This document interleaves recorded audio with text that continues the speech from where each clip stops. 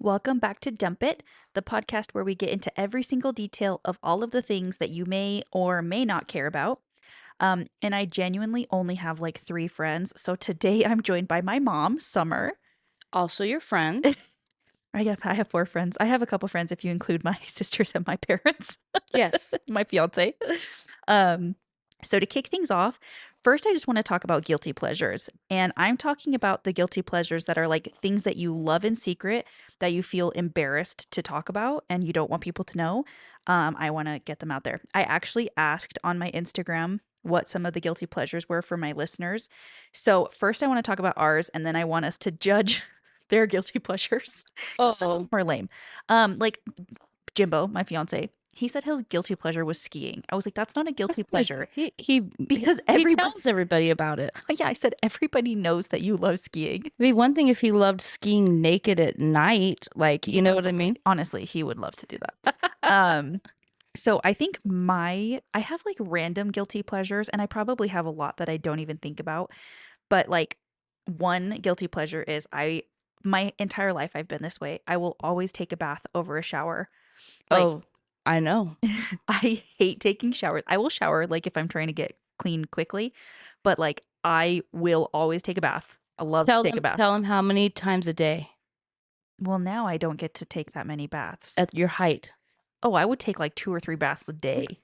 I was chilling. I would bring my snacks. I'd bring my book. I Yep. was just hanging. I'd be in there for hours. The water would get cold. I'd refill it. Like Yep. that was my relaxation time. I also had three siblings who were all younger than me, and that was my only time that nobody was screaming right next to me. So many baths were taken. Now it's like, a couple times a week, I say, hey, babe, I need 20 minutes. I got to go take a bath. I would take an hour. There's too many children. 20 minutes. There's too many tiny children. I can't. And then they knock on the door and then they say, can we get in with you? And I say, over my dead body. Um, and then I'm like obsessed. I don't know if this is like a guilty pleasure. It's kind of like I'm embarrassed to talk about it because I don't know why. Like fantasy books and like fantasy shows, I feel like are so nerdy. And I feel like they're a little bit more trendy now, but like I'm still embarrassed to admit that I read them. But I'm like weirdly obsessed with the ACOTAR and Fourth Wing series. Like so much to the point where I'm watching like videos of the imaginary world on TikTok regularly. Like imagine that you are in the ACOTAR world and you are married to the Yes. ACOTAR men. Yes. Oh, yes. And so I watch those all the time. I actually have a group chat with my friends Oh boy. where we just talk about like theories It's getting heavy. ACOTAR and Fourth Wing and like send each other Have you memes. had any dreams? Oh, 100%. I would literally stay awake until like 4 a.m. reading the books because I used to just when I would, hang out at night, sit on my phone and watch TikTok and go to bed. And like I didn't read for a really long time after I had kids because I just didn't have time. Well, I did have time. I just didn't Think you did, I yeah. wasn't invested. And then ACOTAR like reignited my love of reading and now I'm obsessed. I won't say anything because you still need I to read haven't it. read it, yeah. Yeah, and my sister's reading it right now, and it's so hard for me not to be like, I need to tell you everything. And Fourth Wing is really good too, which is about dragons. Which should I start first? You're weird with the dragons, so I do have a dragon thing. I think Fourth Wing. But I also have a weird thing with history. So Oh, like you would like ACOTAR because it's very I world building. yeah. There's lore Oh good. and there's maps. Oh fuck. I'm in. Maps. You said maps. I was like, yes. I know, and they keep expanding the world, and I'm like, I can't keep up. Oh And God, like I love me a good she has like multiple series, but they all are like in the same world, and so like it's like, are they all gonna tie into each count other? me in. I Count me can't in. even get into it. Like, y- my friends, if you know who you are that are in my group chat, I love you guys. Thank you for, encouraging this I gotta be obsession. added to this group chat within the next 2 months. It's all my friends, and I'm like, hey guys, my mom is here.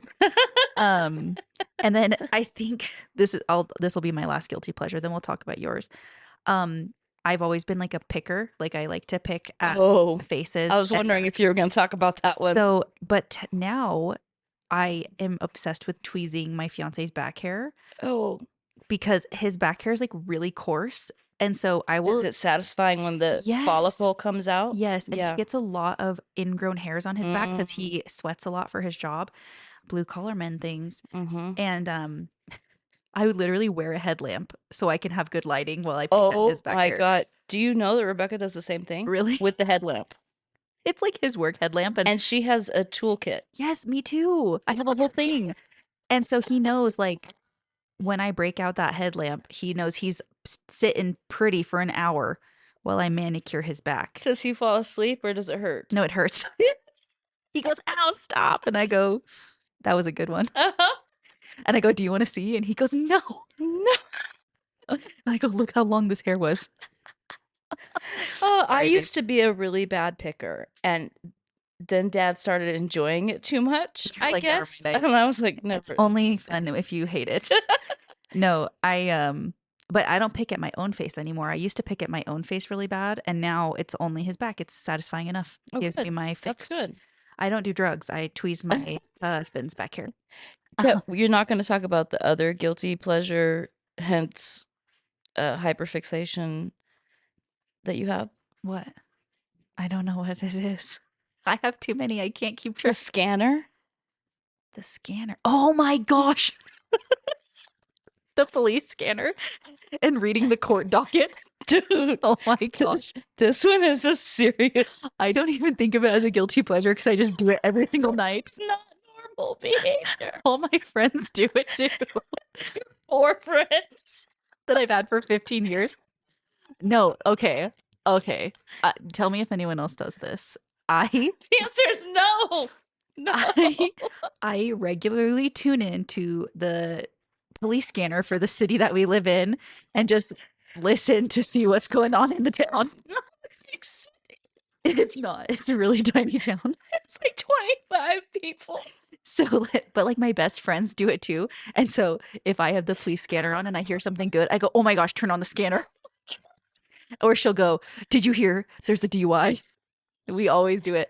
Or like if we hear sirens go past our, because so also one of my best friends lives literally a block away from me. So like if I hear sirens, she will hear them at her house. And so we both tune in at the same time.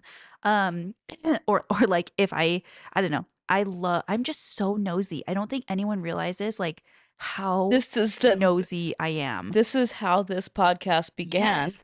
So I also, if nobody has done this, and okay, my best friend also who's my nail tech, we talk about the court docket all the time. I don't know how she does it because she can find like records of things. Like she can find like the Is she on- court paperwork. She's on Pacer. I don't know what you're talking about. I should. I won't even tell you because Don't tell me because I'll get weird about it. yeah. So I always like probably because they update it, I think monthly, and I will go in and read the court docket for like the following month. And it kind of makes me feel like I'm in the court. Like Like I you're maybe a lawyer. like I am belong there and I'm like maybe a journalist, Ooh. a fake one in my head. Yeah. And so I'm investigating. I'm like, oh my gosh, this person I know from high school is going to court for what? Okay, let's go try to figure out what they're going Guilty, to court for. not guilty. Yeah, I'm the judge. We know the judge actually. She's like my mom's friend. Because literally 15 people live in our town. Yes. But I always read it and I'll always be like, oh, that's what she's got to do today. That stinks. I'm like supporting her from afar. I'm like, oh, she has a rough day. Like even if I know you from afar, like if I know your name, if we've gone to the same high school, if we have mutual friends, and you have gone to court for anything in the last year, trust me, I know about it. I have investigated your name. I have gone to see what you've done. I know about your parking tickets. I know about your speeding tickets. I know about it all. If you're in a custody battle, I know about it. If you're getting a divorce, I know about it. And if she ever like knew you semi well, meaning maybe went on a date with you or saw you at a party, then she definitely is texting her mommy at like 2:45 in the morning, blowing up my phone. Did you see this person's getting a divorce? And Sending I'm her like, screenshots. what? Yeah, it is unhealthy, but I'm not judging you. Because I have made so many mistakes in my life. I would never judge another person for the things that they have gone to court for, but I do love to know about it. I genuinely like don't care or judge them or like think negatively of the people, but I just like to know what's going on. I like to know what's happening. My life is really boring. Like when you get this sounds so When bad. you grow up. When your life is stable and happy and your family is good and you're in a great Yes. relationship, you get bored. It Like does. I It is didn't a little do boring. this when I was being traumatized. Like when my life was horrible, I could care less why other people were going to court. But now it's quiet. I need to know. You know, there's a whole genre called true crime. I listen to it regularly and I Okay. like every road trip we are true criming it. We probably have to stop now because our kids are getting old enough it's probably going to scare them. Yes. But me and Jimbo and we, you know, he'll never admit it. He's just as nosy as I am. I was gonna say, Dad is also just as nosy as you are. Yep. Even though he looks like big construction man. No, he's a drama gossip queen. Yes, and we will literally lay in bed until the sun is coming up, just talking shit. So this was like hereditary, Yes, you came by it very naturally. but not my fiance. He's just been I've had to train him. Indoctrinated. Yeah. So like if he hears something about one of his friends, I'm like, well, why didn't you ask more questions? I need more Oh, details. you definitely have to train the boys. Yeah. He's like, oh, this happened today. And I'm like, that's it? You're not going to tell me more? I Yeah. need you to go and write me a 10-page essay on what you're talking about. Anyway, so those are my wonderfully guilty pleasures. What did some of your listeners say? Oh, some of them were lame. Like Jimbo said skiing. Um, one of them said Taco Bell. That's not a guilty pleasure. That's my every. No, I can't even have Taco Bell right now.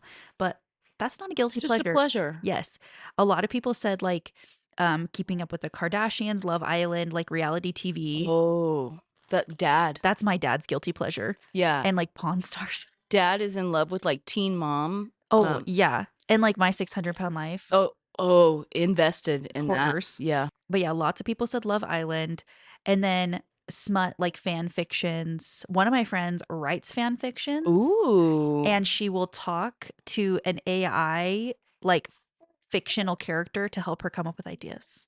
Wow. So she has an AI lover. Yeah, to help her write her fan fictions. I love that. Yeah. She should see if she can set it to be an elven AI. But like her fan fiction is like very popular in the fan fiction world. Like she has There's a subscribers. whole- Like she has a lot of people that tune in for her fan fictions to read her smut about. You know what? There's whole The worlds fantasy. out there that I know nothing about. Like I've never gotten into fan fiction. when we talk about my weird fixation, there's a certain scene that I didn't get it, like the whole foot thing. And like foot fetishes. yeah, and I'm like, oh, people do that. That's a thing. So Yeah, she writes fan fiction and is very good at it. But like me, I can't get into fan fiction because I feel like it has to come from the author for it to be real. So like I couldn't read a fan fiction and like be in the world. Like if I was trying to read ACOTAR fan fiction, my brain would be like, this isn't the real lore. It's fake. I'm the same. It has to come from the person who like put it out. Yes. Because then I'm like, only the world exists in their head and in my Yeah. head. So Just either create your own. I'll start writing fan fiction. I couldn't do it justice. No, don't fan Start fiction. maladaptive daydreaming and pretending I live in the world and a bit in my family. Have you heard of those people who say they can like shift into different realities and like they go to bed but they're actually in Hogwarts? Like lucid Like- dreaming? No, they legitimately think that when they go to sleep that their body goes to Hogwarts. Wow. I wish. No, but what I am fascinated with is that some people say when they like close their eyes and someone says picture an apple, they see like a 3D colored apple. Yes, I see an apple if I think of an apple. If I close my word eyes and think- apple. What the fuck? You don't see an apple in your head? Close your eyes. Think about Sophia's face. Do you not see Sophia's face in your head? What? That's weird. Listeners, if you think about an apple, do you see an apple or do you see the word apple? If you see the word apple, you're weird. Do you see like a 2D version? 2D, like a Or drawing of an apple? Yes, or like a black and white version. Why would your brain put a black and white apple? Apples are red. Okay. If I think of an apple, it's just an apple. You really like can see things? Yes. And are you one of those people that like has a inner monologue Oh, going. yeah, all the time. Like I'm 24 so hours a day. jealous of that. It's like me talking to myself in my head. I have none of that. Your brain is broken. My brain is broken. Something is wrong. I- That's weird. I don't talk to myself, and I can't see things. Another one of my friends who wrote in about her guilty pleasure, she said splatterpunk books. And What the I hell didn't is know what that? that is. I had to Google it. Ooh. So splatterpunk is a movement within horror fiction distinguished by its graphic, often gory depiction of violence, and it's like hyper intensive horror with no limits. So she reads books that are just very graphic and violent. And she is literally the sweetest person I've ever met. I would have never imagined that she would be into that. So that is what I'm talking about. That is what I want to hear. I don't, reality TV, it's a fine guilty pleasure, but I want to know the really weird things that you're into because that's the reason for the podcast. So I can learn things about all of you and you can learn things about me. Like, I feel like everybody has like parts of them that they don't want to share with anybody else. Well, they should because I want to know about it. And that are taboo, or kind of kinky or weird or gross. Yeah, and I want to know about it. If it's gross, if it's weird. I saw this TikTok that said, if you tell me TMI, I'm telling you right now, I want every single detail. I want all the information. I want to know how it looked, how it smelled, how it felt. I want to know how every single moment of that TMI situation played out. There could never be too much You information. really are like the nosiest person alive.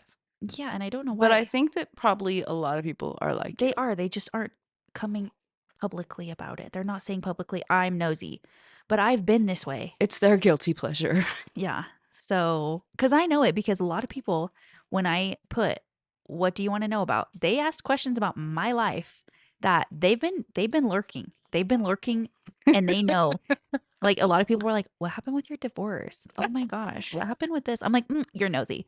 It reminds me when you were younger, Rebecca would sit at your door with a cup, and you and one of your friends would be like in your bedroom, fully gossiping and having like a major moment. And me and Becca would be on the other side of the door with cups because nosiness is a thing. It's just there. Yeah, everybody's nosy. They just won't admit it. Okay, so we've gone over all of our guilty pleasures. What is your guilty pleasure? And we have to give some context. So talk about your thing with like hyperfixating on things because it's definitely genetic because I also hyperfixate heavy on things. Like I've decided I'm starting a photography business and I have no experience with this whatsoever. And how long did it take you to make that decision? It was a split second. I saw a pretty picture and I said, I could probably take that. And then I just made a whole entire website and Bought a whole bunch of bought a camera and got a mentor. And now I'm just taking pictures. So you do this and you've done it my whole life. So let's preface it a little bit. Let's see. What are your recent hyperfixations and how, Okay. like you got to talk about your food hyperfixations and your, God.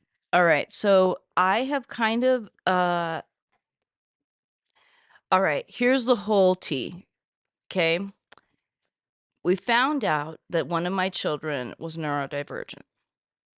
And then I realized as I'm learning more about the spectrum, oh, that kind of sounds like me. I know me and one of my best friends, we were up late and we were talking about something. And it was like a hyperfixation thing, and we were getting into it. And then she sent me a link for an autism test, and we both took it. And it was like, you are on the spectrum. Yes, you are 100%. So you definitely tend to hyperfixate. So what is your current? Okay, so all through your life, probably I've had weird like food fixations. They were really bad, like unhealthy wise, and to where like I lived on sunflower seeds, Gummy bears, wouldn't eat anything else. Oatmeal cream pies. Oh my God, the oatmeal cream pies, ice cream sandwiches. Yes. And like that's all that you would eat. Yes. You wouldn't eat a normal meal. You would eat a 5-pound bag of gummy bears. Yes. Yes. Or like a whole box of oatmeal cream pies. Yes. And then you'd be like, I don't feel good. I wonder why. Yes. Oh, I haven't had a vegetable in 7 years, but Drinking water? What is that? I don't know. only white monsters. That's been going on for a really long time. Yeah, it's bad.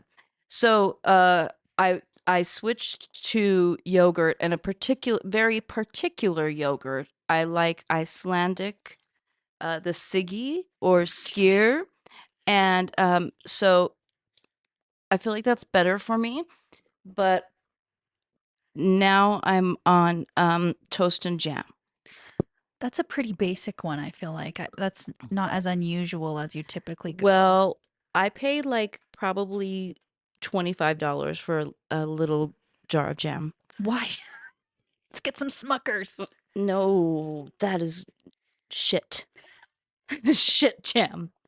You got to get the good jam that's like made in town and has a fancy label, and then I feel too good much. about it. That's too much. Anyway, I like toast and jam. Other things that I hyperfixate on. I was really into true crime for like, A minute. Like 2 months.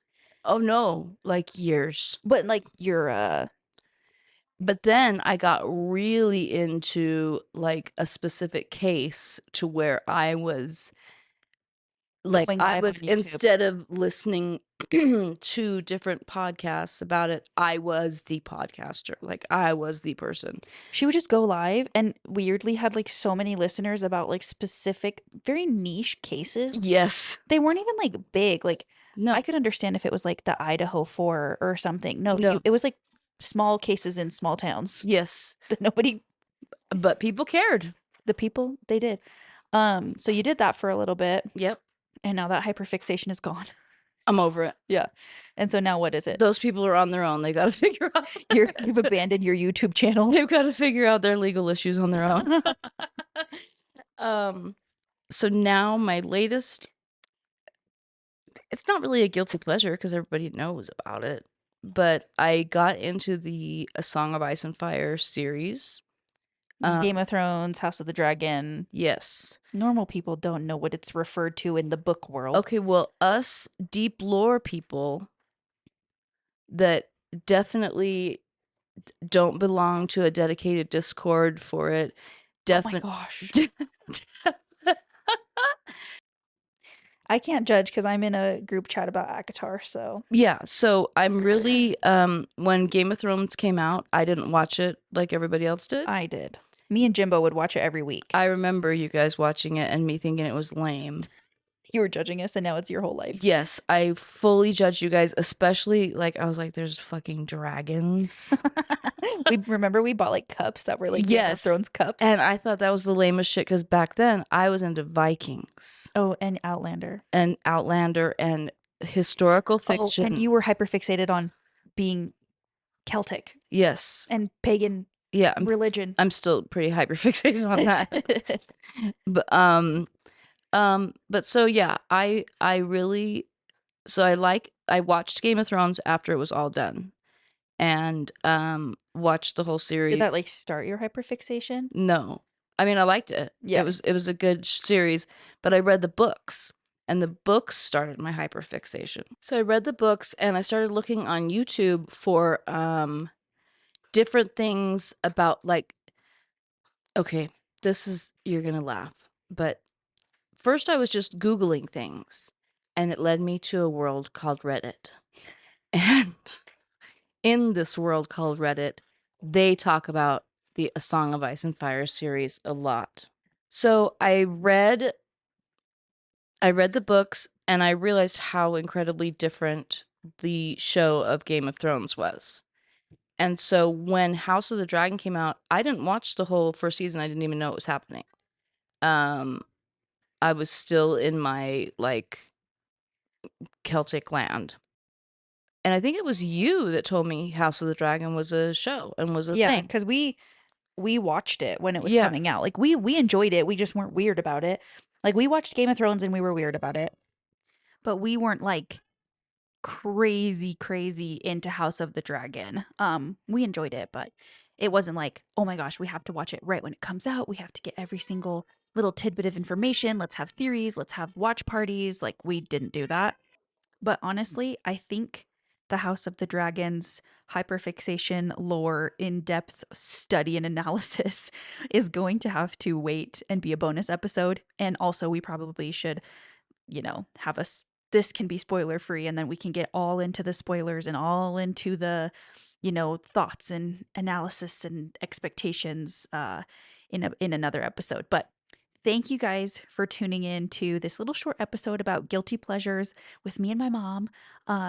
We will be back with a very in-depth spoiler review of House of the Dragon seasons 1 and 2. And there is plenty more to come. I'm going to bring my sisters on, more of my friends. Some of my best friends are going to join me. So thank you for listening thus far, and we will talk to you again next week. Bye.